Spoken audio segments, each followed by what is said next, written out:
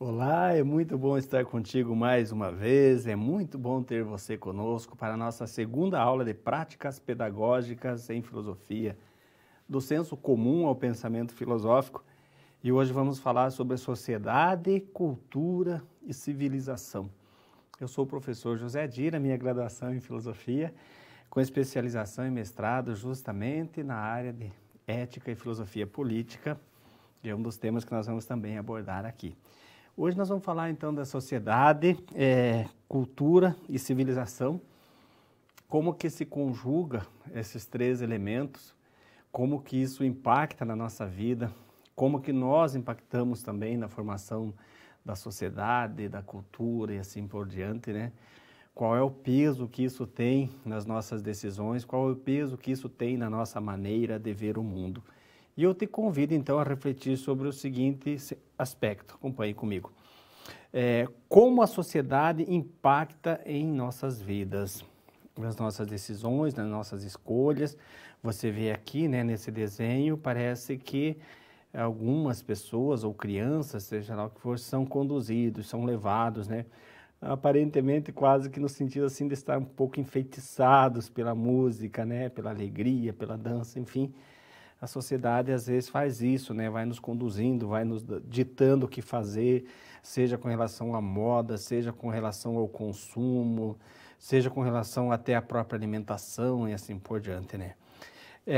Nós vamos ver também que os gregos eles enfatizavam mais a coletividade. E na época moderna começou-se a dar uma ênfase um pouco maior à individualidade. Indivíduo significa aquele que não pode ser dividido, né? Me parece, inclusive, que esse termo acabou surgindo, ou essa compreensão, esse conceito, veio surgir justamente na Idade Moderna. E aí nós perguntamos, nós somos livres, faltou um S aqui, né? Somos livres para escolher os nossos valores? E vamos falar também de idiosincrasias e solipsismos.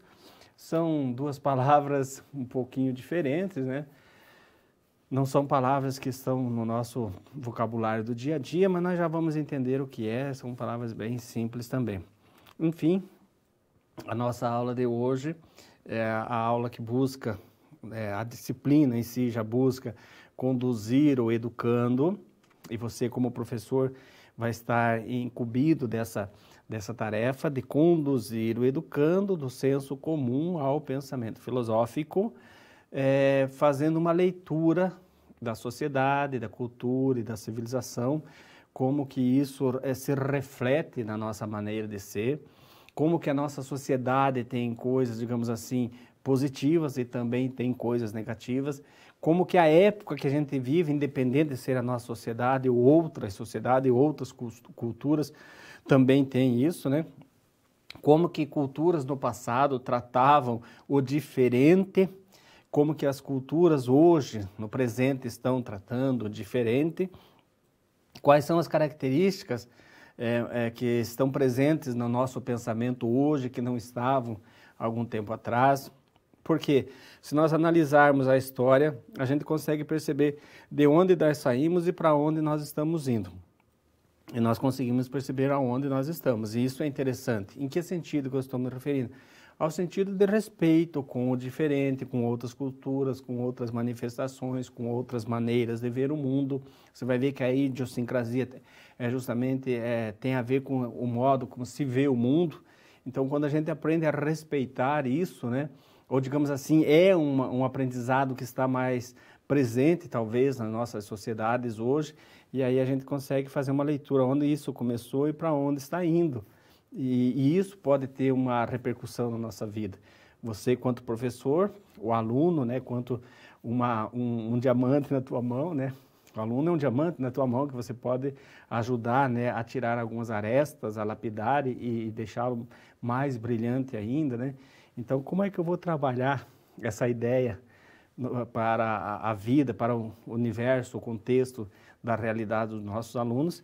Então, a nossa aula de hoje vai ser a reflexão acerca disso. Então, como é que a gente passa, né, do senso comum ao filosófico?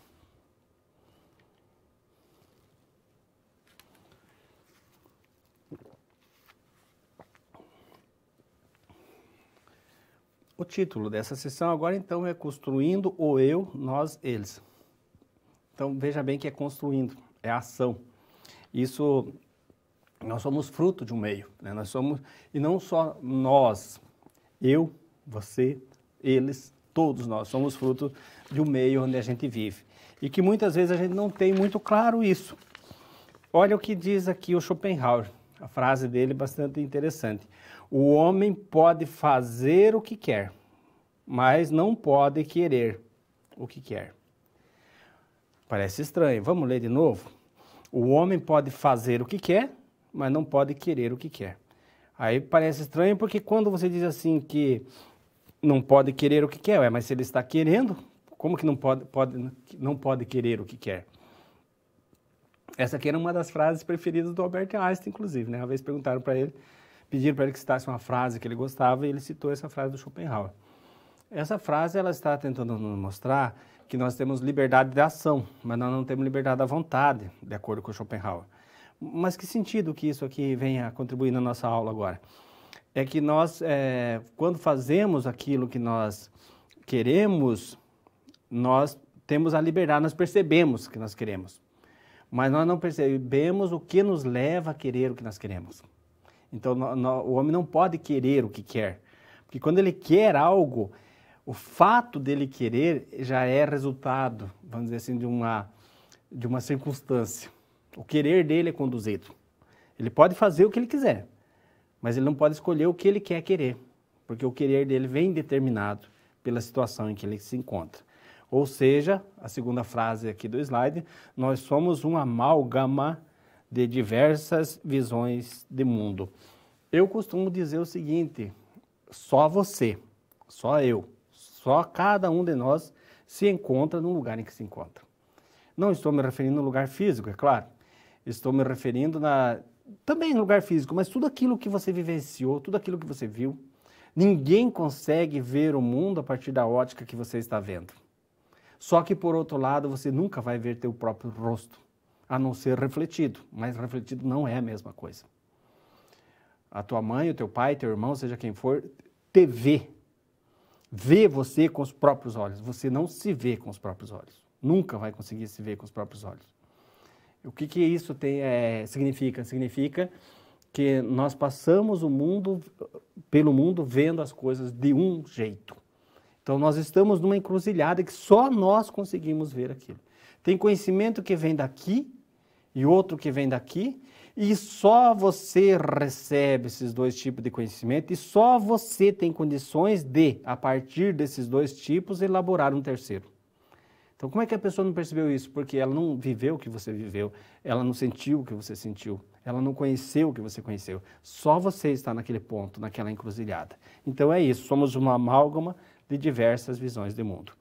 E aqui eu apresento agora para você um conflito entre o Aristóteles e o Freud. O que o Aristóteles fala? O Aristóteles fala que nós somos zoon politikon. Zoon é animal, né? E político que vive na polis. Um animal coletivo, digamos assim. E o que o Freud fala? O Freud tem um escrito dele que tem o título Mal-estar na civilização. Ou seja, a civilização nos deixa mal. A sociedade funciona como um peso nas nossas costas, digamos assim. Essa é a visão do Freud.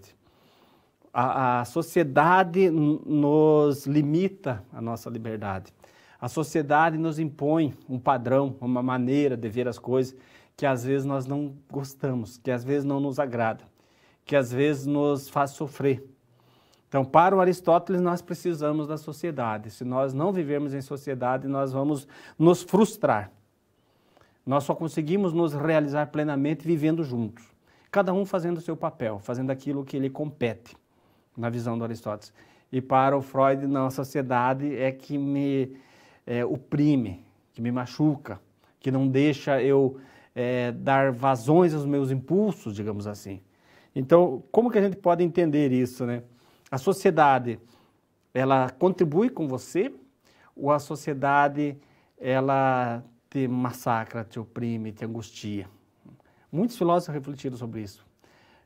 Um dos primeiros deles talvez seja o Kierkegaard, um filósofo dinamarquês, nascido em 1818, se não me engano. Ele viveu pouco, eu acho que morreu em 1850, não, nasceu em 1813 e morreu em 1855, 1855, 42 anos. E ele fala justamente do peso da vida, da angústia, né? O sofrimento de carregar, vamos dizer assim, de estar dentro de um contexto maior. Outra frase que eu quero até apresentar para a gente refletir é a frase de um filósofo espanhol, viveu algum tempo na Argentina, morreu acho que em 1955, José Ortega y Gasset. Ortega y Gasset fala que o homem é ele e suas circunstâncias. O que eu dizia há pouco, que você está numa encruzilhada, que só você está naquela encruzilhada. Só você vai elaborar um tipo de ver o mundo, porque só você recebeu dados daqui e daqui, digamos assim, de direções diferentes, só você. E você só recebeu porque era você que estava ali. Então, é isso que Ortega y Gasset está dizendo, o homem é ele e suas circunstâncias. Ou seja, o Ortega y Gasset, de certo modo, está concordando com o que havia dito o Schopenhauer. O homem não pode querer o que quer. Quem determina o querer do homem? As circunstâncias. Nós somos também o resultado das circunstâncias. Então, é preciso entender como é que nós vamos construindo esse eu. Eu não sou livre para construir o eu. Eu também sou reflexo de uma série de elementos que me antecederam. Mas eu tenho liberdade para trabalhar esses elementos também. Senão, eu seria totalmente determinado, né? E aí, por último, eu quero apresentar aqui uma reflexão em cima desse conceito, amor fati. Aqui está itálico, está estão inclinadas as letras porque é em latim, né? Eu estou explicando isso porque amor é uma palavra que também existe na língua portuguesa e a gente pode confundir. Mas é em latim. Amor fati é amor ao destino, amor ao fado, à sina. Então, você tem que abraçar tudo aquilo que a vida te apresenta. Seria isso. É a maneira de você suplantar a resignação. O que é resignação? A resignação é o contrário de indignação. Indignação é inconformismo. E a resignação é o conformismo.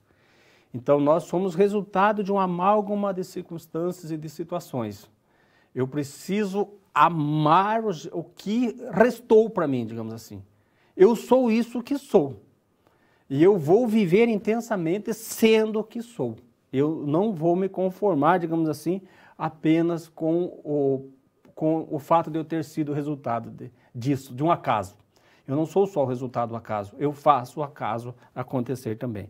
Seria mais ou menos isso a maneira de construir o eu, o nós e o eles.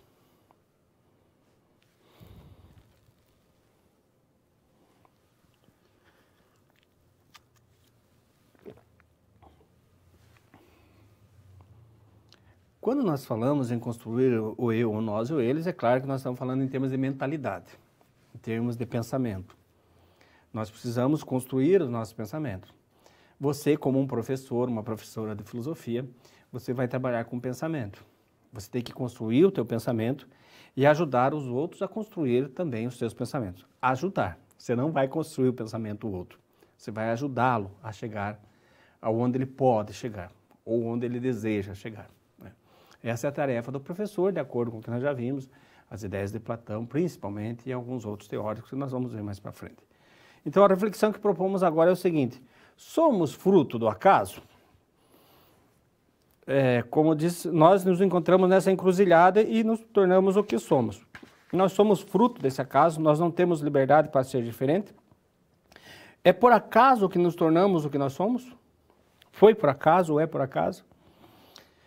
Antes de passar para o próximo tópico, eu só queria dizer o seguinte: nós devemos considerar assim, o acaso nos dá a matéria para ser o que nós somos, em termos de pensamento. O acaso nos dá a matéria. Você pode ter uma vida excelente, pode ter uma vida desgraçada, e você vai ter que saber trabalhar com esses elementos. O teu aluno, você vai ter que ajudá-lo a trabalhar esses elementos, aquilo que a vida apresenta para ele, o acaso apresentou. O acaso pode ser a sorte ou pode ser a desgraça. A gente tem que saber trabalhar isso. Então, o acaso te oferece ou fornece a matéria. E você vai oferecer a forma. Tá? Matéria e forma. O que o acaso te apresentar, eu vou aceitar e vou trabalhar. Então, o pensamento filosófico, passando do senso comum ao filosófico pressupõe isso. Eu vou entender que eu, você, todos nós somos fruto do acaso. Sendo fruto do acaso, eu não tenho liberdade para escolher o que o acaso vai me apresentar. Até porque não seria acaso se você pudesse escolher, né? Mas você pode escolher como você vai trabalhar o acaso. Tá? Então, não é por acaso que nos tornamos o que somos. E assim, agora eu volto à tela, o Benjamin Button e o Steve Jobs. Por que eu apresento os dois aqui? Porque o Benjamin Button tem um momento no filme, para quem assistiu vai lembrar, que a bailarina vai sair do teatro e aí uma amiga pede para ir junto e ela espera a amiga e daí o cadarço da sapatilha da amiga arrebenta. Daí quando ela vai pegar o táxi, uma outra pessoa pega o táxi e ela não consegue pegar, enfim, até que quando ela sai do teatro ela é atropelada. Então foram vários acasos que foram se combinando, longe, distante e assim longe também cronologicamente, e foi indo e culminou naquele momento que ela é atropelada por um táxi e ela tem que parar de dançar, e parando de dançar ela volta para os Estados Unidos, ela estava acho que na França, e aí as coisas novamente se encaixam na vida do Benjamin Button. E o Steve Jobs fala também isso, a única vez que ele esteve numa universidade, ele foi fazer um discurso em Stanford, e ele fala que a vida é um quebra-cabeça, e essas peças do quebra-cabeça vão se juntando e você não percebe. Depois de um tempo, quando você olha retrospectivamente para aquele quebra-cabeça, você consegue perceber por que aquela peça tinha aquele formato, para poder se encaixar com aquela outra. Eles estão falando a mesma coisa, praticamente. Então, quando nós falamos em idiosincrasias, quando nós falamos em acaso, o acaso é isso, né? Nós somos fruto do acaso, nós podemos trabalhar com o acaso faz parte, o acaso contribui, né? Ou não. Agora sim, a idiosincrasia. A palavra idiom, é a raiz da palavra idiota. Para você não esquecer, fica mais fácil a gente lembrar assim, né? Idiota. O idiotese é aquele que só consegue aceitar a própria visão. É como se fosse um egoísta, é só ele que está certo, digamos assim. A idiosincrasia tem a ver com o modo como nós enxergamos o mundo, o modo como cada um só vê o mundo do seu jeito. Aquilo que eu falei há pouco, você jamais verá o seu próprio rosto. Ninguém viu o próprio rosto. Para ver o próprio rosto tem que arrancar os olhos. E aí você já viria o teu rosto sem os olhos, não dá certo, né? E o solipsismo. A palavra soli é sozinho. Inclusive é a raiz da palavra sol, né? Que é como se fosse uma estrela sozinha lá no espaço, entendiam os gregos. Solipsismo, então, é como se nós fôssemos sozinhos, mas não é nessa multidão física. É nessa multidão, assim, no sentido de, por mais que existam visões diferentes do mundo, você sempre vai achar que a visão que te restou é aquela que deveria restar para você. Você tem essa visão de mundo, e só você vê o mundo desse jeito, só você. E você, de repente, pode ter aquela tendência de achar que é essa a visão que todos devem ter, ou é essa visão que se deve ter do mundo. Não, essa é a tua visão. E isso é importante que a gente tenha presente, porque isso, às vezes, evita que a gente faça os outros sofrer, quando a gente quer que os outros tenham a visão parecida com a da gente faz os outros sofrer, e evita também que a gente sofra, porque a gente vai se desgastar querendo que os outros vejam o mundo do nosso jeito, elas não vão ver, né? Nós temos que aprender a respeitar isso, nós somos fruto de alguns elementos que confluem em nós.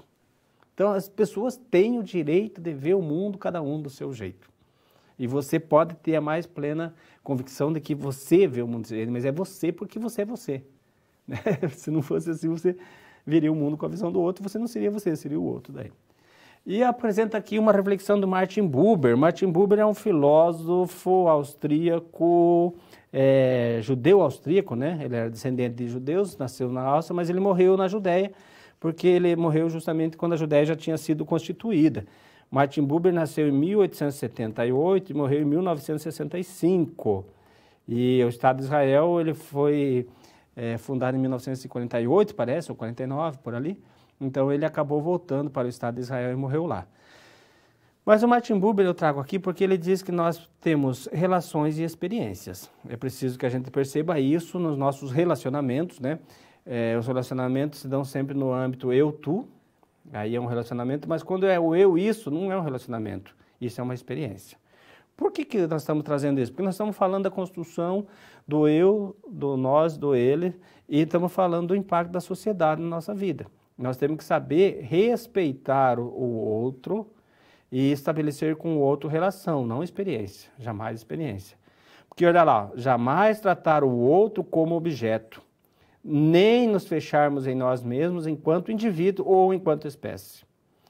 Nós não somos fechados, nós precisamos dos outros. Se você não precisa do outro e se isola, pode ter certeza que você não vai ser tão feliz quanto poderia ser se vivesse junto com o outro. Há uma realidade, diz o Martin Buber, que transcende a nossa própria existência, ou seja, lembra que nós não somos ilhas. E o Martin Buber, quando fala dessa realidade transcendente, ele fala da divindade. Quando fala da divindade, algumas pessoas podem até torcer o nariz, dizer, não, mas isso assim não é um assunto filosófico.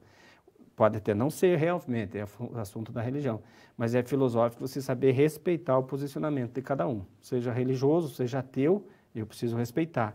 Dentro daquela visão de idiosincrasia, solipsismo, a pessoa também tem direito a ter a visão que ela tem.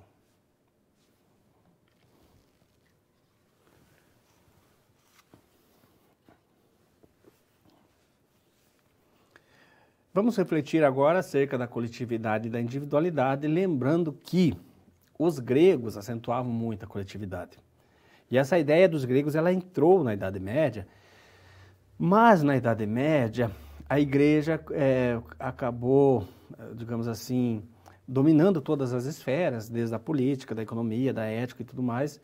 E aí a igreja tinha já um certo acento, uma certa ênfase no indivíduo. Porque na Bíblia algumas vezes aparece a necessidade de estabelecer um relacionamento individual com Deus, o homem e Deus.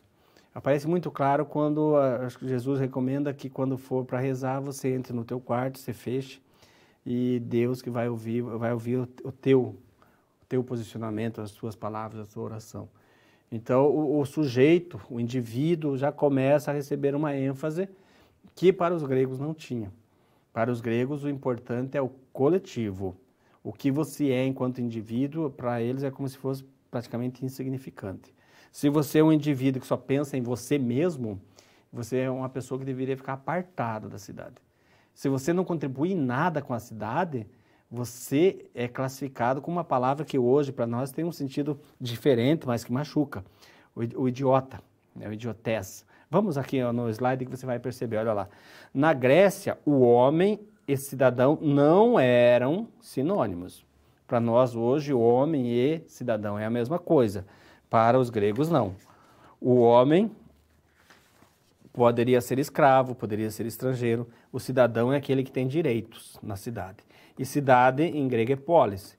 Então, aqui como aparece cidadão, na verdade, poderia ser traduzido como político. Todo cidadão, ou a palavra cidadão, que vem do latim, no grego é o termo político. Lá não era a mesma coisa. Mas eles entendiam que a felicidade era um projeto coletivo. Aqui está escrito politikos. O politikos é aquele que se envolve nas coisas coletivas. E aqui está escrito idiotés. Idiotés, o ídio é próprio, lembra da idiosincrasia? Idiosincrasia é a maneira de cada um ver o mundo, a maneira própria. O idiotés é o egoísta. É aquele que não se propõe, é aquele que não se prontifica a arregaçar as mangas para ajudar. Tem tal coisa para fazer na comunidade, tem tal coisa para fazer no lugar onde a pessoa convive com os outros. Eu não posso, eu não vou, eu não ajudo. Não, mas não é nem físico, não é nem trabalho, é uma reunião para discutir, para definir o que vai ser feito. Não, mas não posso. Então o idiotés é aquele que não colabora com nada. O político é o quê? O político é aquele que vai, que colabora, que contribui, que se empenha, que quer que melhore. Nesse sentido, o político não é o político organizado, como nós vemos aqui, o vereador, o deputado e assim por diante. O político é aquele que se empenha pela causa comum. E para os gregos, a felicidade é um projeto comum. Isso é muito bonito, porque a sociedade individualista, depois, quando coloca a felicidade como uma coisa pessoal, aí pode acontecer choque de interesse, né? Vamos ao quadro. O humanismo renascentista, ali por volta de 1400 e pouco, acabou resgatando ou realçando a figura do indivíduo, do homem. Lembra que ali cai o teocentrismo, entra o antropocentrismo, né? Lembra daquela figura do Vitrúvio, né? O homem de Vitrúvio ali do Leonardo da Vinci e tal. E aí um pouquinho mais para frente, no começo da Idade Moderna, surge a ideia de justnaturalismo. Jus é o comecinho da palavra justiça, jus é direito, e nato, nascido. Então a ideia de que nós nascemos lá, temos direitos por nascença. Aí vários filósofos vão falar de vários direitos. Quase todos eles acentuam esse daqui, a liberdade. Acho que o único que não acentua a liberdade, se não me engano, é Hugo Grossio. Então, olha lá, vida, dignidade, liberdade, propriedade e igualdade. Dentre outros direitos, aparecem esses 5 aqui. Então, aqui nós temos 5. Mas aí, com o passar do tempo, esses direitos foram ganhando outros foram se somando e foram vindo as outras reflexões. E aconteceu que no dia 10 de dezembro de 1948, nós chegamos na promulgação da Declaração Universal dos Direitos do Homem. A raiz dessa declaração está aqui, na Idade Moderna, no justnaturalismo. Isso é ruim? Eu acredito que não. Declarar que as pessoas têm direitos. Vamos voltar lá na Grécia Antiga? Na Grécia Antiga, o homem não tinha direito. Direito tem só o cidadão. Porque um escravo, ou alguém que não tivesse terra, ou alguém que fosse estrangeiro, não era cidadão, não tinha direito nenhum. Só tinha direito o cidadão. Agora chegamos na modernidade. A pessoa nasceu, tem direito. Não importa se é cidadão ou se é apenas homem, digamos assim. Tem direitos. Homens, mulheres, tudo, tem direitos. E aí esses direitos vão sendo agregados outros. E chegamos na Declaração Universal, que são 30, né? São assegurados 30 direitos. Infelizmente, às vezes são assegurados no papel. Mas quer dizer que com isso, o indivíduo foi ganhando uma maior ênfase. E nós estamos refletindo aqui sobre a sociedade, a cultura, a civilização. Isso é um peso, isso é um ganho, é bom, é mal, o que é positivo, o que é negativo. Então nós fomos ganhando direitos. Voltamos ao 4. E aí surgem os ideais de tolerância, principalmente com John Locke, Voltaire, alguns outros filósofos ali da Idade Moderna. E a equação desses elementos acabou se alinhando aos interesses burgueses. Por que os interesses burgueses? A burguesia era uma classe nova, nós já sabemos disso, você já estudou isso nas aulas de história, e ela foi sendo oprimida pela nobreza, principalmente na Inglaterra. Carlos I é um dos reis assim que mais oprime a burguesia, porque ele gastava muito, era extravagante, e o dinheiro ele podia pedir, a hora que ele bem entendesse, ele pedia esse dinheiro para a burguesia. Aí a burguesia era os que tinham dinheiro, mas não tinham o poder político.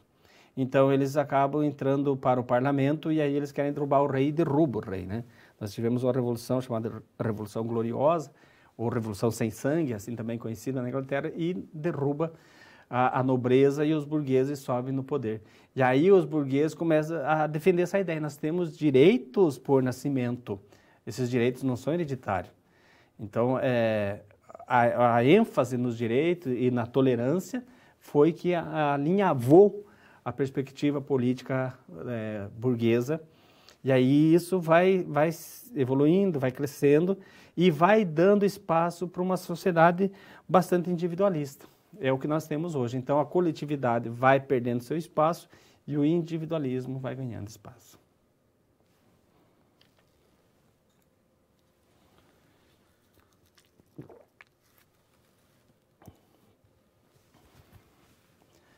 Nós colocamos uma situação, problema para você refletir, que é sobre uma história construída, né, fictícia, de 2 gêmeos que são separados no nascimento, e um é levado por missionários e vai viver nos Estados Unidos e estuda e se torna um grande astrônomo.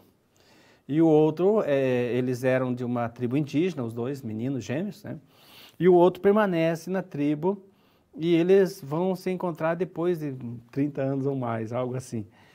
E aí, curiosamente, eles percebem que, embora eles tenham vivido em situações muito diferentes, existe entre eles ainda um elo. E esse elo é o seguinte: O rapaz que foi para os Estados Unidos, ele estudou astronomia, e o rapaz que ficou na floresta amazônica, ele é conhecido por ser muito bom pescador, e ele atribui o fato dele pescar bem ao fato de saber ler os astros. Então, os dois estão ligados aos astros, né, em situações distintas, e eles, sendo irmãos gêmeos, aparentemente, né, eles nascem, digamos assim, com os mesmos dons, os mesmos talentos, assim por diante. Então, acompanha aqui comigo, olha lá. Dois gêmeos separados por caminhos diferentes se interessam por astronomia. É coincidência? Pode ser, né? Pode ser coincidência também, mas pode ser que, de fato, tinha algo que era como se fosse um dom, né? Que eles tinham uma vocação, uma tendência natural dentro deles, né? Porque, mesmo sem um saber da história do outro, acabam...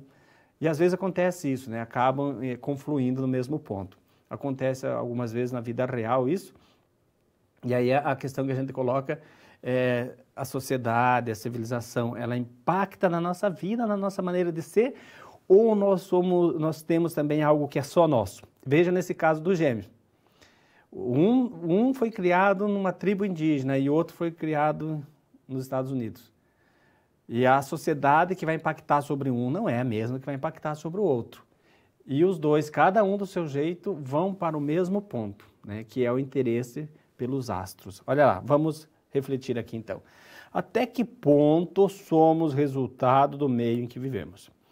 Existe algo genuinamente nosso que se impõe ao meio? O meio se impõe a gente, mas a gente também se impõe ao meio. Até que ponto temos liberdade para sermos nós mesmos, sujeitos autônomos e autênticos? Essa reflexão, ela busca justamente fazer com que a gente amadureça, né?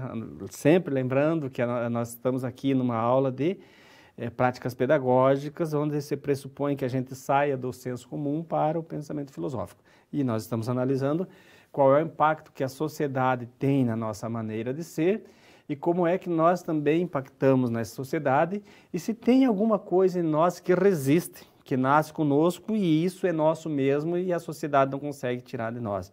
A sociedade, ela passa a ser um peso, ou ela passa a ser algo que contribui conosco, que nos favorece? Vamos lembrar do Sartre, né? Jean Paul Sartre, filósofo francês, existencialista, falecido em 1980, mais próximo de nós, que ele chega a afirmar: o outro é o meu inferno. Quer dizer, o outro tira a minha liberdade. Eu nasci para ser livre, mas eu não posso ser mais livre porque o outro também nasceu para ser livre, e a minha liberdade esbarra com a liberdade dele. Então eu preciso, né, me conter em algumas coisas, porque ele também vai ter que se conter.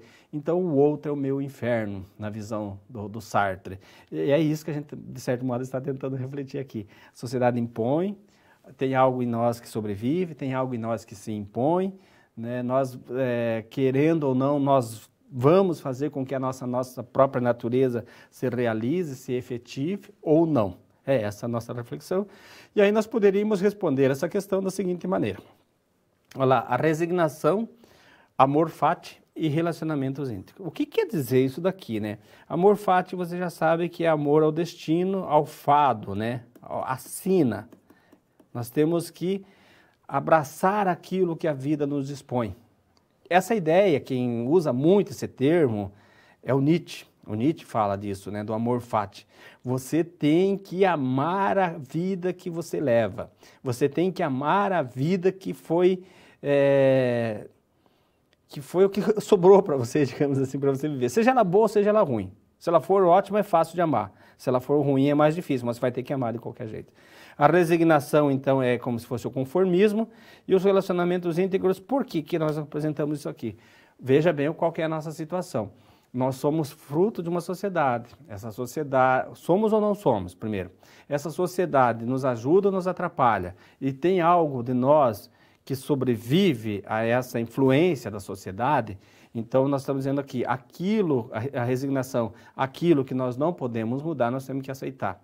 E nós temos que amar a vida e procurar viver de modo intenso, amor fati, isso que nos é disponibilizado.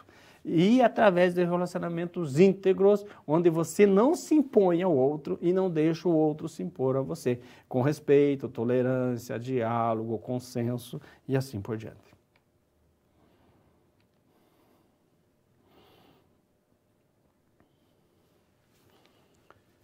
Agora vamos fazer uma reflexão aqui sobre um pensamento que vem do Aristóteles, que é o fato dele dizer que nós não nascemos com virtude. Para o Platão nós nascemos com virtude, para o Aristóteles nós não nascemos com virtude. E como é que nós adquirimos virtude se nós não nascemos com ela?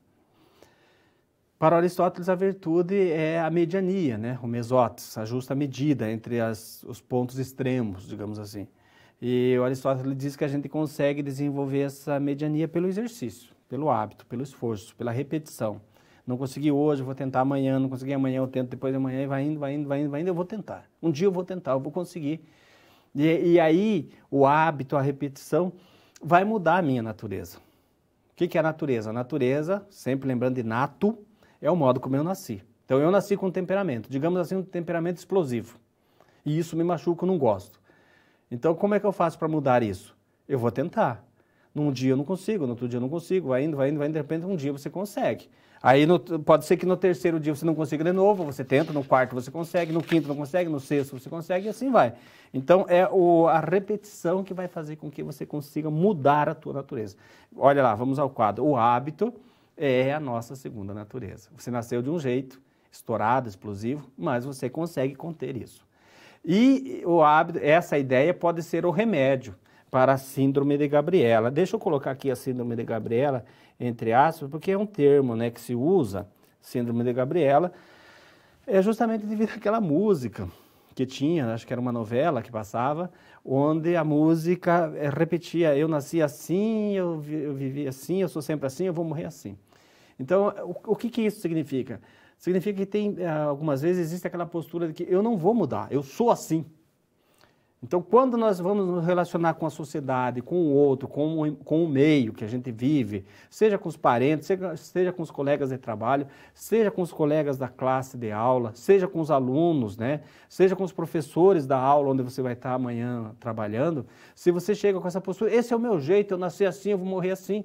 Então, muitas vezes, isso vai fazer com que as pessoas se afastem, né, com que você seja rotulada socialmente, a nossa disciplina aqui é a sociedade, né? Como é que essa sociedade impacta na nossa vida. Socialmente você vai ser rotulado, vai ser de repente deixado de lado, e como é que você muda isso? Ou você não quer mudar, quer viver assim mesmo? Tudo bem. Mas se você quer mudar, aí o Aristóteles está dizendo, o hábito é a nossa segunda natureza. Você tem que ir se contendo, analisando aquilo que é favorável socialmente e aquilo que é desfavorável socialmente. Porque cada vez que você for deixar que a síndrome de Gabriela fale alto, né? E aí pode ser você, pode ser teu aluno, pode ser quem for, né? A gente só está dando um exemplo aqui. Então, cada vez que a síndrome de Gabriela fala mais alto, isso vai ter um impacto social. O impacto normalmente ou é o afastamento, né? Ou é um rótulo que vai ser atribuído, mas enfim, nós vamos acabar sendo fruto do meio, vamos ser produzidos. Nós vamos ser produzidos pelo meio que nós vivemos, e aí a maneira da gente mudar isso, de acordo com Aristóteles, é fazendo com que o esforço, a repetição, o hábito, né, vá sendo vivenciado de modo profundo, né, não fique algo forçado, mas fique algo espontâneo, natural em nós. Você já deve ter ouvido aquela história do rapaz que ofendia as pessoas e percebia que ofendia e não queria ofender, mas ofendia. Essas coisas assim sempre acontecem, né? E um dia, conversando com seu pai, ele falou, cada vez que você ofender alguém, pregue um prego na cerca e tal, e cada vez que você conseguir deixar de ofender, você vai lá e vai arrancando esse prego. E ele foi tentando até que arrancou todos os pregos e conseguiu, não ofender mais ninguém, que é o trabalho sobre si. É o trabalho mais difícil, né? Fazer sobre nós mesmos. E é por isso que a sociedade impacta em nós, né? Porque ela nos obriga a fazer esse trabalho. E até que tirou todos os pregos, mas daí o pai mostrou que as cicatrizes ficaram, as marcas ficaram. Então, nesse sentido, é uma história até infantil boa, mas para mostrar no sentido de que nós precisamos saber como nos portar diante da sociedade. Você, como professor, na escola, na sala de aula, diante dos alunos, vivendo, vivenciando, ensinando e dando exemplo. Então, é assim, né? O hábito vai fazendo com que a gente consiga se adequar ao meio que a sociedade estabelece. Não que o meio que a sociedade estabelece seja o mais recomendável, mas nós somos seres sociais. O Aristóteles diz que o homem é zoon politikon.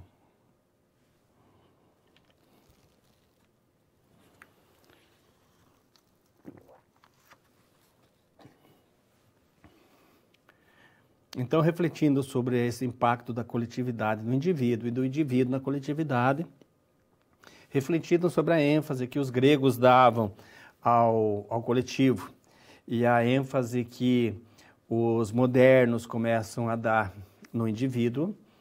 Os modernos começam a partir já do humanismo renascentista, Erasmo de Roterdã e Thomas More, principalmente, né, são os dois grandes nomes lá do humanismo renascentista, nascido ali em 1460, 1470, né, cada um deles. Aí vai se originar aquela ideia de que nós nascemos com direitos. Essa ideia surge com Hugo Grotius, que é um filósofo holandês, nascido em 1583, faleceu em 1645. Então ali começa, mas essa ideia do justnaturalismo você já deve ter estudado, sabe que ela é atribuída mais ao Thomas Hobbes, Locke e Rousseau, mas ela começa com Hugo Grotius. E aí essa ideia vem se desenvolvendo, né, até chegar, como eu disse, na Declaração Universal dos Direitos do Homem. Então vamos ao quadro que é justamente isso que nós estamos colocando aqui. Ó. O justnaturalismo foi a base da Declaração Universal dos Direitos do Homem. No papel, homem e cidadão se tornam sinônimos. Primeira coisa, lembrando que o homem e cidadão na Grécia Antiga não eram sinônimos. Né? O homem poderia não ser cidadão. Digamos assim, todo cidadão era homem. Não podia ser estrangeiro, não podia ser sem terra, tinha que ter terra, tinha que ter propriedade, não podia ter menos de 21 anos e tinha que ser livre. Então, atendendo esses pré-requisitos, ele poderia ser considerado um cidadão. Estrangeiro, escravo e pessoas sem propriedades não eram considerados cidadãos e mulheres não eram cidadãs, né? Agora não. Com a Declaração Universal dos Direitos do Homem não existe mais isso. Nasceu, tem direitos. Só que a crítica que a gente faz aqui, né, você tem toda a liberdade de falar, de concordar ou não com essa crítica, é que muitas vezes, em muitos lugares, em muitas situações, esses direitos eles são assegurados apenas no papel. Por isso, inclusive, que aparece essa imagem ali, né, de um menininho carregando o outro. Os dois irmãozinhos, eles não, se pode perceber, né? Um não tem praticamente os direitos que a gente julga, porque aparentemente eles estão trabalhando, carregando alguma coisa, né? E a Declaração Universal dos Direitos assegura direitos iguais para todas as pessoas. Hoje a preocupação abarca também diferentes grupos, então nós não ficamos mais, como se diz, limitados àqueles grupos, né? Hoje abarca povo, sociedade, tem impacto econômico, socioambiental, tem o consumo responsável no âmbito local, regional, nacional. Então aqui, na verdade, está nascendo uma outra disciplina, que é conhecida como a bioética, né? A preocupação em assegurar os direitos de vida plena em todos os sentidos. E quando nós falamos em sociedade, nós devemos ter essa mentalidade de uma sociedade global. Não é que os direitos, Declaração Universal dos Direitos do Homem, sejam assegurados para quem está na linha do Equador para cima. Não. Todos os países, em qualquer lugar, em qualquer época, estão agora contemplados por esses 30 direitos que são assegurados nessa declaração, né? Vamos ao quadro lá. O professor, né, o pensamento crítico, o professor deve ajudar a desenvolver um pensamento crítico que leve em conta isso aqui, ó, capacidade para identificar e combater injustiça, preconceito, violência, adotando princípios éticos, democráticos, inclusivos e solidários e respeitando os direitos humanos. Por isso que quando nós falamos aqui da sociedade e nós estamos aqui tentando desenvolver um pensamento crítico em cima disso, né, sair do pensamento do senso comum, é preciso pelo menos ver esse tipo de realidade, esse tipo de situação. Então, a capacidade para identificar, né, e combater. Quando fala assim combater, pode parecer, nossa, mas eu tenho que levantar a bandeira e reclamar e me pronunciar e dar entrevista, é isso? Não. A gente combate sempre dentro daquilo que está nas nossas condições. Você vai combater isso numa sala de aula, como? Mostrando que isso existe e que isso não é correto, né? A discriminação, injustiça, preconceito, violência, esse tipo de coisa, a princípio, não é correto. Por que não é correto? Porque você não quer ser vítima disso. Mas o outro ser vítima está certo? Também não está certo. Então, é essa mentalidade que a gente tem que ir desenvolvendo. A educação, lembra do ex deducare, é tirar conhecimento de dentro de si, é alcançar a verdade dentro de si, trabalhar valores, né, dentro do educando. Não impor valores, jamais, né? Porque a gente nunca vai saber se os nossos valores são os mais corretos. Eu sempre gosto de usar a educação assim no sentido, a educação formal, a educação na escola, também no sentido da educação informal, a educação que os pais dão para os filhos. E todos que são pais sabem disso, que você vai educar o teu filho muitas vezes sem saber, será que eu estou educando do jeito certo? Se você é muito rígido com o teu filho, pode dar um efeito diferente do que você queria. E se você é muito livre para o teu filho, também pode dar um efeito diferente do que você queria. Então você sempre vai ficar naquela dúvida, será que eu estou educando certo? Na escola é a mesma coisa. Então, o aluno, ele tem o jeito dele ver o mundo, você tem que ajudar a melhorar o jeito dele, mas será que nessa proposta de melhoria que você está colocando é a mais adequada? Então, voltamos ao quadro lá. Aqui trata-se de conhecimentos, conhecimento e comportamento vinculados com a vida. São traduzidos em uma nova maneira de olhar para a realidade com vistas a melhorias concretas. Então, o que nós estamos colocando aqui, de certo modo, é algo que você já ouviu falar, que hoje existem novos valores que é preciso ser reconhecido, né? Valores como a tolerância. Particularmente, eu acho que o termo tolerância ele não é o mais adequado. E já vou te dizer por quê. Porque a tolerância supõe que um tolera e o outro é tolerado. Ainda mantém uma diferença entre os dois. Não estão no mesmo patamar, né? Quem é o que tolera e quem é o tolerado. Se você pega, vamos supor assim, o branco e o negro, hoje se fala muito preto, né? O branco, o preto, o branco, o negro. Qual que tolera? Se o branco tolera o preto, ele está num patamar acima. Então, a palavra não seria tolerância, a palavra mais correta. Não sei se seria assim, tipo, aceitação também não seria tipo algo recíproco. Só se for tolerância recíproca, né? Uma palavra composta, digamos assim. Então, são esses valores que nós devemos procurar desenvolver. Por quê? Porque é preciso ter bem em mente, muito claro isso, que a sociedade ela foi organizada desse jeito, que ela não é necessariamente assim. A sociedade, do jeito como ela está formatada, ela está porque ela foi. Ela não é necessária, ela não nasceu assim, né, digamos. É isso que tem que ter. Quando nós temos isso em mente, aí nós começamos a desenvolver o pensamento filosófico.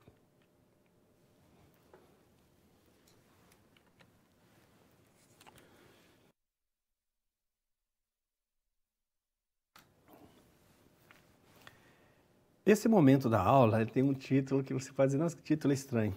Quem leu Nietzsche já vai lembrar, né? O peso mais pesado é uma expressão do Nietzsche. O Nietzsche coloca essa expressão dizendo assim, na cabeça do Nietzsche, né? Eu acho que você já conhece o Nietzsche, né? Um filósofo alemão, nascido em 1844, faleceu em 1900, né? Viveu pouco, 12 anos da sua vida, os 12 últimos foi no hospício. Escreveu muitos livros, tem um pensamento bastante questionador, né? Interessante conhecer. E aí ele apresenta a ideia de que você tem, a vida, ela passa por um eterno retorno, é um ciclo. Todos os momentos que você vive, eles vão retornar sempre, essa é a ideia dele. E vai retornar eternamente, é eterno retorno, e você nunca vai fugir disso. Faz a gente pensar, né? Não quer dizer que vai acontecer isso, mas é para a gente refletir. Quando se fala, é um exercício, né, mental. E aí ele diz que esse peso, por mais pesado que ele seja, você tem que amá-lo. Aí que entra o amor fati, né? Você Você tem que amar a vida do jeito que ela é. Digamos assim, do jeito que te sobrou. É isso que te sobrou? Beleza, vai assim mesmo, né? Então, o peso mais pesado aqui tem o sentido de que a sociedade é um peso para nós. Quanta coisa que você gostaria de fazer e não consegue. Basta você pensar numa sociedade que tem, de um lado, ricos e pobres. Precisa ter ricos e pobres, necessariamente tem que ser assim. Ela é assim. Ela foi estruturada desse jeito. Mas ela não é a melhor das sociedades desse jeito. Ela poderia ser de outra maneira. Mas como? Pegar o dinheiro dos ricos? Talvez não é o termo, não seja pegar o dinheiro dos ricos, não é assim, né? Mas nós somos tão inteligentes a ponto de sairmos para explorar outras galáxias e não somos inteligentes a ponto de descobrir uma maneira de evitar o sofrimento dos nossos semelhantes? Daqui 200 anos pode ser que aqueles que estão sofrendo estejam bem e os teus familiares estejam no lugar deles. E você não, se você estiver em algum lugar, você provavelmente não ia gostar de saber dessa possibilidade que seja, né? Então nós não poderíamos ter uma sociedade mais igualitária. Mas não estou falando só no sentido material também, no sentido de respeito, de acolhimento, né? Não poderíamos viver como seres inteligentes. Hoje nós vivemos como seres inteligentes, alguns, mas infelizmente não todos. Muitas vezes nós somos dominados por interesses pessoais, né? Então é isso que o Nietzsche coloca aqui. Acompanha ali comigo lá. Como suportar ou conviver com o peso da sociedade? Como eu disse, esse é o peso mais pesado. Como transformar a pressão em propulsão? Ou seja, usar isso, né, que está nos incomodando como se fosse um desafio a ser superado. Desafios são muito interessantes. Eu vou até escrever aqui. Eu gosto dessa palavra, porque sempre que eu falo dela, eu lembro que o Aristóteles entrou para estudar com Platão por causa de um desafio. Ele ia estudar com um outro filósofo chamado Isócrates. Como conciliar holisticamente, holos é todo no grego, né? Então, conciliar levando em conta o todo, não as partes. Conciliar holisticamente visões antagônicas de mundo. Tem uma parte que fala isso, tem uma parte que fala aquilo. Não, mas eu não quero ver as partes, eu quero ver o todo. Como ofuscar ideologias e focar na verdade. Lembre que a ideologia é como se fosse a verdade, mas é a verdade de um grupo. Então, vou pôr aqui, ó, ver, grupo. A ideologia é uma verdade, mas é a verdade de um grupo que é passado como se fosse a verdade em si. E aí, uma das opções que eu acredito que seja viável é essa daqui. A leitura pode ser um auxílio para a gente conseguir suportar isso, primeiro compreendendo isso, né? Então, é preciso conhecimento, é preciso leitura. É claro que a leitura pode ser a leitura de um gibi, pode ser a leitura de uma novela, de um teatro, de uma poesia. Claro que eu estou falando da leitura do assunto, da temática pertinente a isso, né? Então, seja de ciências sociais, seja de filosofia, seja de religião, seja de ciência, de algum modo, de antropologia, né? De política, enfim, essas que nos dão luzes para a gente poder entender e superar isso daqui. Vamos ao quadro, eu quero apresentar uma ideia aqui para você. Você está vendo aqui uma roda quebrada, né? E aqui você está vendo uma palavra em alemão. Aqui essa palavrinha é a junção de duas. Lebens é vida. Opa, o S fica para cá. Lebens, opa, tá ruim de pegar o S. Lebens é vida e Welt é mundo. Então, o mundo da vida, até a Idade Média, ele era determinado pela igreja. E aí essas esferas aqui foram se rompendo. Aqui vamos dizer a economia, aqui a arte, aqui a ética, aqui a ciência, aqui a política. Cada uma dessas esferas foi espirrando fora da igreja, foi saindo fora. E o Lebenswelt ficou fragmentado. Por que nós estamos falando de Lebenswelt e de fragmentação? Porque nós estamos falando de indivíduo. O que é indivíduo? Aquele que está sozinho, que está individualizado, né? Agora cabe à razão reunificar o mundo produzindo outro racionalmente compreensível, porque é reordenado pela razão. Então, o individualismo, supostamente, é essa tecla, nossa reflexão sobre sociedade, cultura, civilização. O individualismo, ele nos condiciona a uma sociedade onde os interesses são isolados, ilhas, como nós já colocamos, nós não somos ilhas.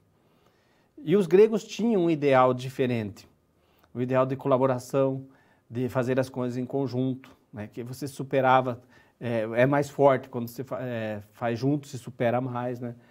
E aí essa visão de Lebenswelt, de mundo fragmentado, de indivíduo, de cada um na sua, digamos assim, de certo modo de ter uma postura egoísta diante do mundo, essa postura pode ser derrubada se nós conseguirmos organizar esse mundo novamente de um modo mais racional, visando a coletividade. Voltamos ao quadro, então. O homem também se fragmentou, se tornou indivíduo, e cabe à razão conciliar interesse, permitindo suportar o peso mais pesado. Então, a maneira de suportar esse peso que a sociedade nos coloca seria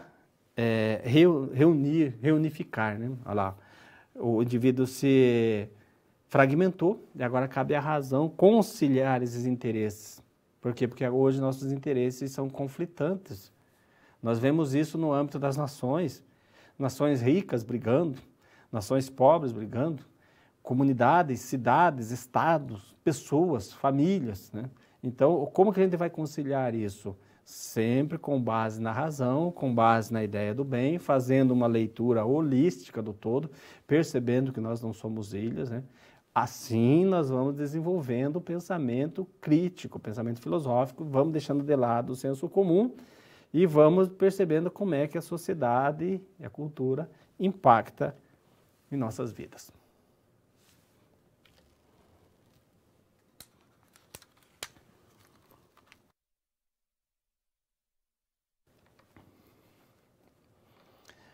A grande, vamos dizer, a grande temática aqui, a grande reflexão que deve ser feita sempre na sala de aula, talvez seja justamente mostrar que o mundo já foi diferente nesse sentido, né? De não existir tanto interesse isolado, apartado. Hoje tem um filósofo que trata bem disso, né? Tem vários, mas tem um que é um professor, talvez dos mais conhecidos em Harvard, teve já no Brasil umas 2 ou 3 vezes, o Michael Sandel. É um filósofo que produz bem, fala bem, tem vídeos bons para assistir, Michael Sandel. É interessante conhecer o pensamento dele. Ele faz parte dessa visão da filosofia que defende o comunitarismo ético.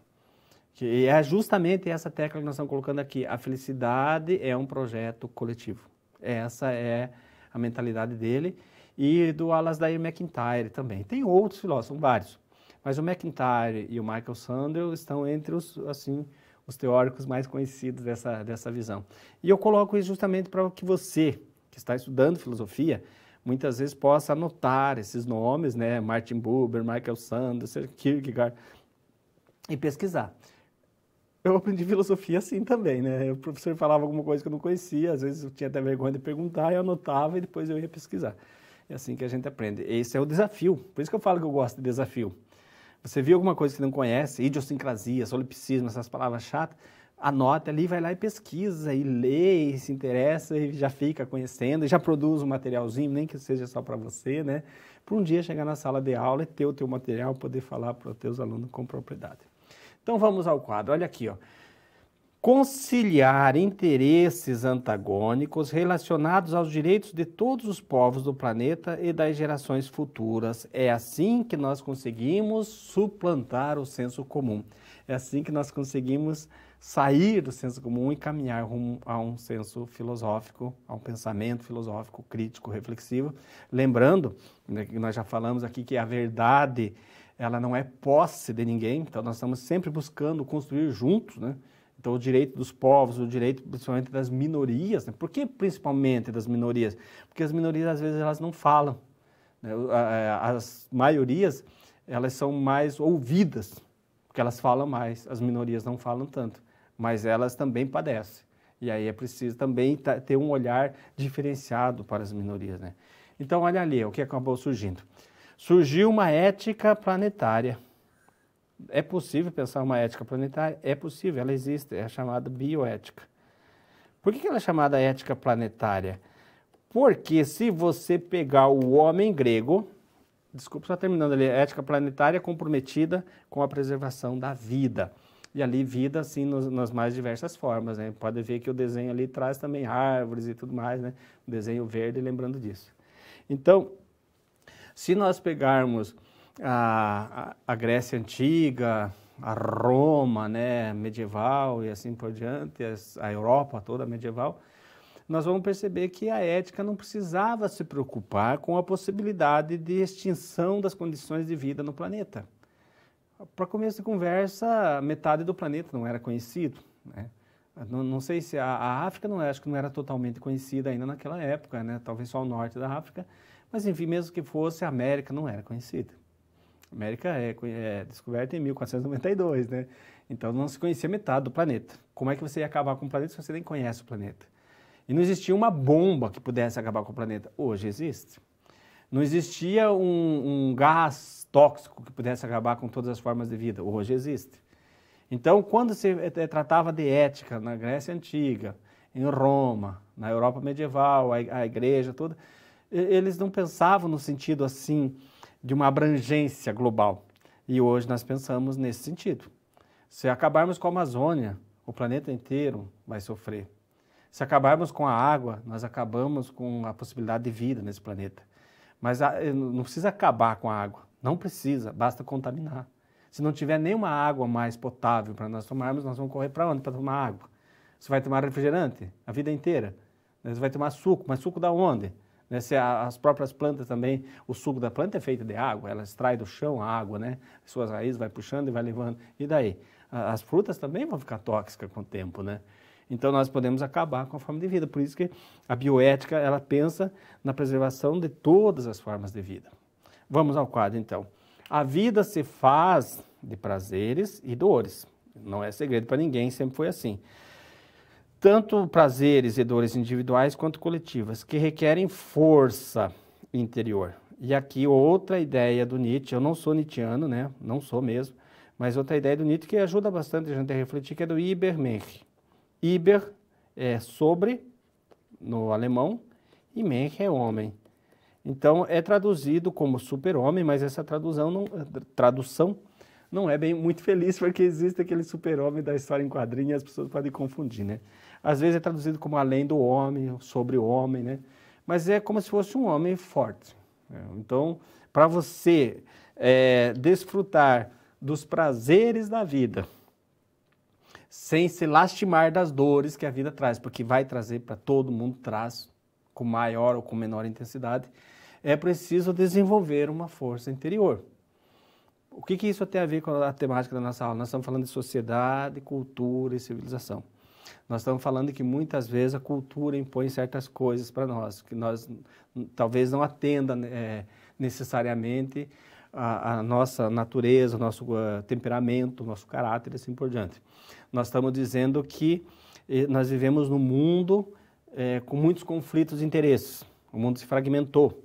O que era coletivo na Grécia hoje é individualismo na nossa época. Nós temos um mundo fragmentado e um mundo conflitante. Mas nós precisamos preservar esse mundo, precisamos cuidar desse mundo.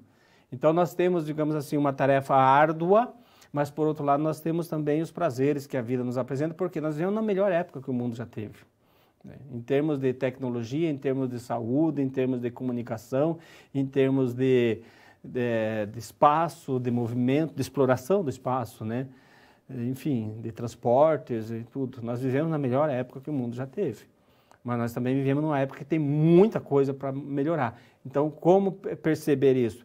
Aí vem o Nietzsche, então, dizendo, você tem que desenvolver uma força interior, o Übermensch, o homem além do homem, que nada te derrube, que você não precise buscar muletas, muitas vezes, em coisas que não são estáveis, mas instáveis, né? Então, a força está dentro de você. Como nós falamos na primeira aula da verdade, onde está a verdade? A verdade está dentro de nós. Onde está a força? A força está dentro de nós. Como é que a gente desenvolve isso nas nossas aulas de filosofia? Talvez partindo da realidade do próprio aluno, percebendo se tem uma verve, uma tendência filosófica, crítico, reflexiva, aprofundando isso, né? Sempre aprofundando, nunca impondo a nossa maneira de ver o mundo para os nossos alunos.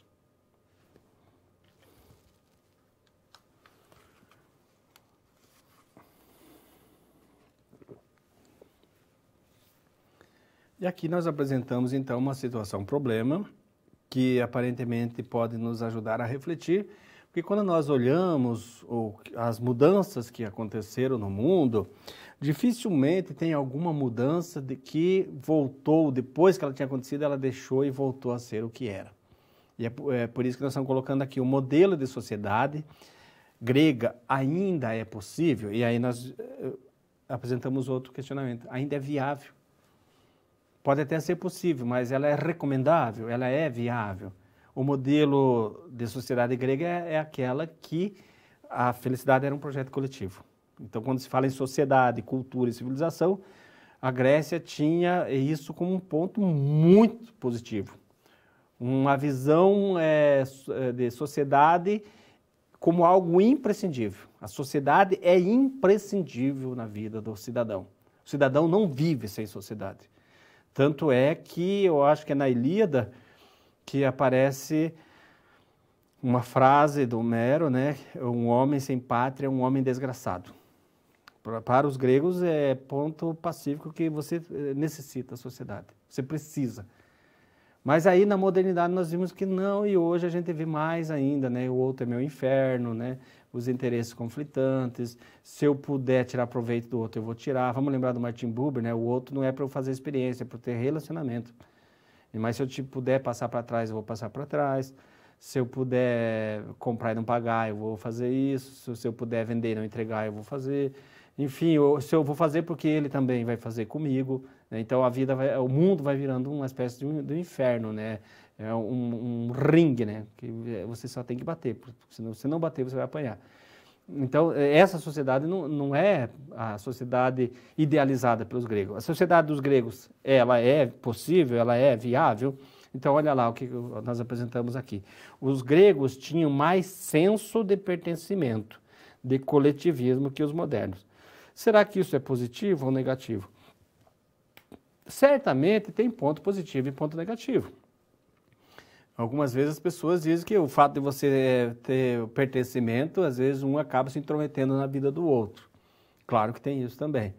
Mas você ficar isolado e se virar sozinho também é muito complicado. Na época da pandemia, da Covid, né? Isso é bastante presente.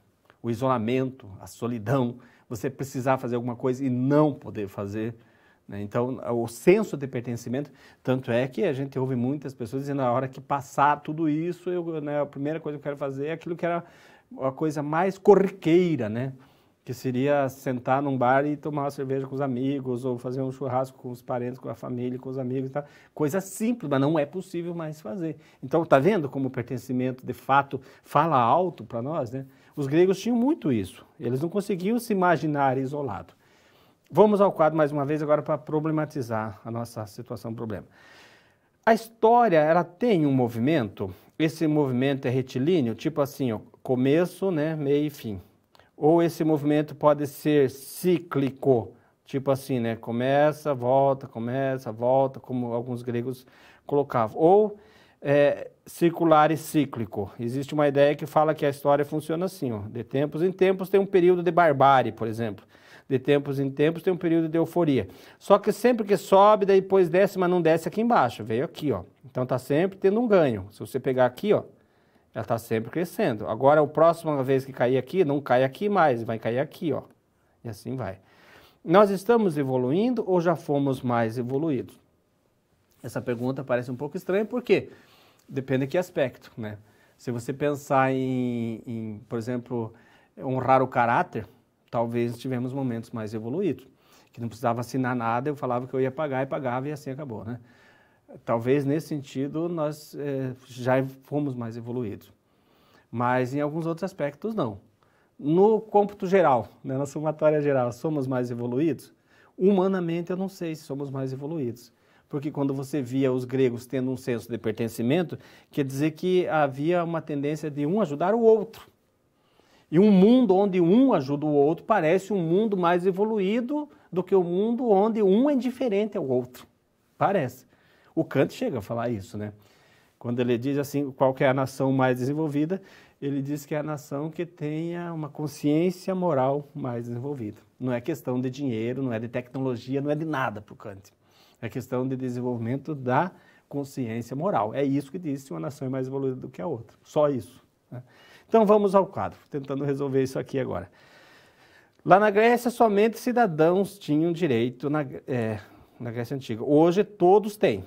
Embora a gente coloque entre parênteses no papel, né? Porque a gente sabe que em algumas situações isso não é verdadeiro. Privilegiar, mas já é um ganho, né? Privilegiar um ou outro segmento pode não ser o mais recomendável. Privilegiar o coletivo ou privilegiar o indivíduo. Interesses coletivos devem se orientar pela intersubjetividade. O que quer dizer isso?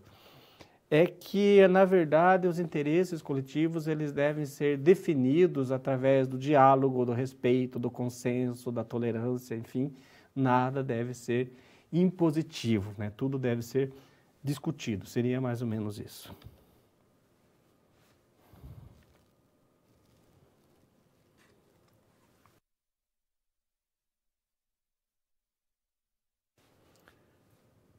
E agora, então, essa reflexão para a gente, né? Estamos no século XXI. Quem pensar na realidade de seus avós, de repente, bisavô, que seja, né? Eu que sou mais velho, minha avó ela nasceu em 1897. 1897 ela nasceu. 3 anos antes de chegar em 1900. Então, se você pensar na realidade dela, uma delas, né? A outra foi em 1907. E se você pensar na realidade dela, ela não tinha automóvel, ela não tinha televisão, ela não tinha telefone, ela vivia no sítio, né? Então, o mundo material dela era muito mais complicado. Mas se você conversasse com ela, provavelmente ela ia ter saudade daquele mundo. Como acontece com muita gente, você deve ter parente assim, né? Que tem mais antigo, né? Que tem saudade daquele tempo. Na verdade, acho que não é saudade daquele mundo que ela vivia, mas da época, do que ela era. Às vezes um jovem, uma jovem saudável, bonito, com disposição, com energia. Então não é saudade daquela época que andava 10 quilômetros a pé à noite, né? É saudade da disposição que tinha para andar 10 quilômetros a pé à noite. Então olha lá, o mundo do século XXI é o melhor já existente? Ou é possível melhorá-lo? Em muitos e muitos e muitos aspectos, o mundo do século XXI é o melhor que nós temos. E não é algo assim, acredito que não seja algo, não é opinião. O mundo hoje é bom, o mundo é excelente. Tem coisa ruim? Tem, como sempre teve. Então nós precisamos perceber que a sociedade hoje, ela desfruta de um mundo melhor. Nós estamos mais interconectados, mais interligados. Todas as faixas etárias, desde as crianças aos idosos, né? Idosos estão vivendo mais. Hoje nós temos centenários como nunca tivemos no mundo, né? Pessoas com mais de 100 anos. Nós temos pessoas com mais de 120 anos em muitos lugares do mundo. A região de Okinawa, né? No Japão, tem os maiores longevos, né? Maior longevidade. Aqui no Brasil nós temos uma região no Rio Grande do Sul, né, Veranópolis, que também se destaca pela longevidade de seus habitantes. Na Itália tem também uma região que se estuda muito até para ver por que eles têm tanta longevidade, acredita que seja devido à alimentação. Hoje nós temos muitas pesquisas que nos permitem isso, muitas curas para muitas doenças. Por outro lado, também temos muitas doenças novas. Mas se você pegar a Covid, por exemplo, a Covid matou menos do que a gripe espanhola, com certeza, né? Muito menos que a gripe espanhola. E quando a gripe espanhola surgiu, o mundo tinha menos de 2 milhões, menos de 2 bilhões, 1 bilhão e 700.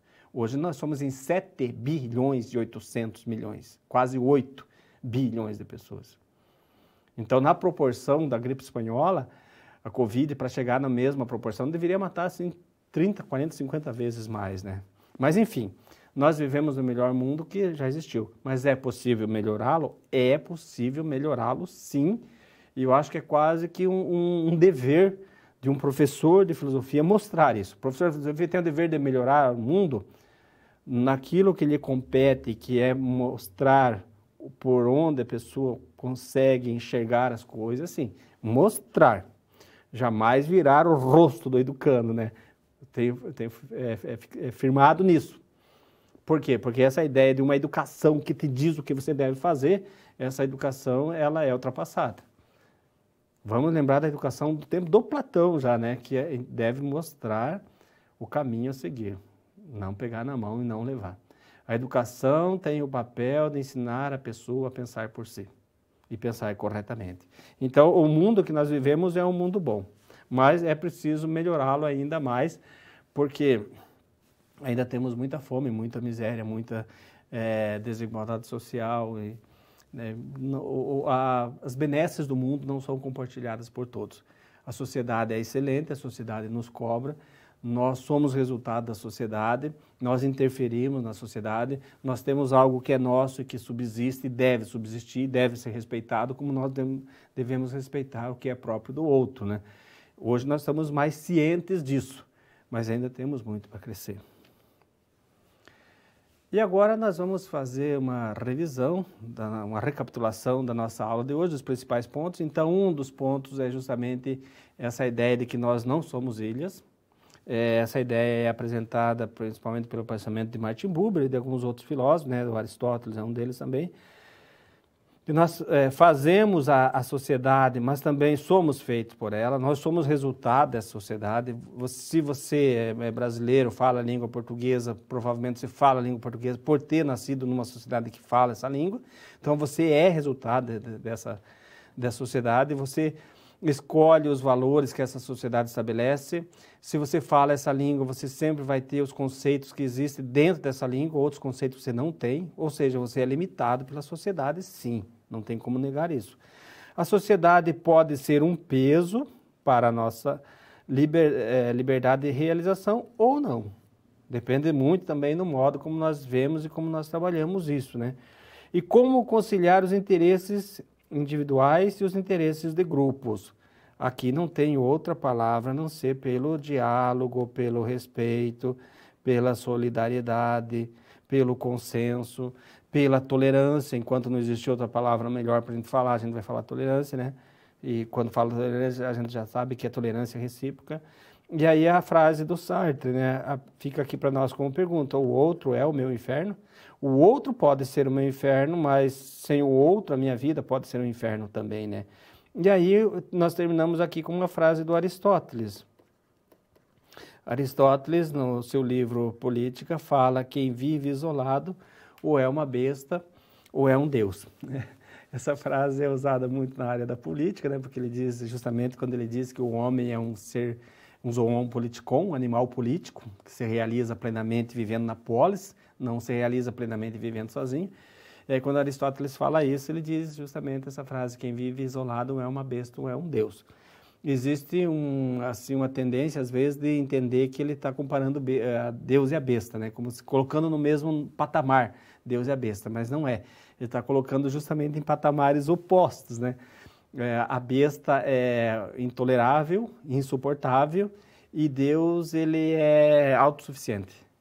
Então, para quem vive isolado, ou é porque ninguém tolera, e aí seria uma besta, ou é uma pessoa que não precisa de ninguém mais, e aí seria um Deus. Mas ele fala assim: como nenhum de nós está, ninguém quer ser besta, é claro, mas e ninguém tem condições de se declarar um Deus, porque nós somos dependendo dos outros. Então, nós não temos outra alternativa a não ser viver em sociedade, nós não somos ilhas. Então, vamos fechar a aula agora da seguinte maneira: se a sociedade, a cultura e a civilização são um peso ou não para nós, nós não temos como viver de outra maneira. Nós temos que saber conviver. Se for um peso, e que seja até o peso mais pesado, como dizia o Nietzsche, nós temos que desenvolver aquela capacidade interior do Übermensch, né? Lembrando que nós não somos ilhas e que esse mundo é o melhor mundo possível, que nós vamos melhorá-lo ainda mais, e que a sociedade, a civilização, a cultura, elas vão ser um ponto positivo na nossa vida, que elas vão agregar, que a sociedade vai ter condições de nos permitir vida melhor do que se nós vivêssemos isolados ou sozinhos, né? E nós percebemos isso o tempo todo, como eu já falei, na época do Covid, mais ainda, que nós somos obrigados a viver isolados. Se você tem um vizinho que está com Covid, você vai pensar muito até para sair de casa, justamente para não pegar e para não transmitir. E nós somos responsáveis pelo que nós fazemos, né? Não podemos pegar e não podemos transmitir, então a gente meio que se isola, né, de fato, e por mais que o mundo seja bom, sempre tem alguma coisa para corrigir. Principalmente um aspecto que nós precisamos corrigir. O egoísmo, né? Desde o nosso educando, dos nossos aluninhos, alguns têm uma visão crítica mais desenvolvida, mas alguns ainda não têm. Então, quando você parte para o egoísmo, esse aí é o elemento onde é preciso ser trabalhado, né? Nós precisamos aceitar a sociedade, conviver com a sociedade e contribuir com a sociedade. É assim que nós conseguimos, em filosofia, ir passando nas nossas práticas pedagógicas do senso comum ao pensamento filosófico.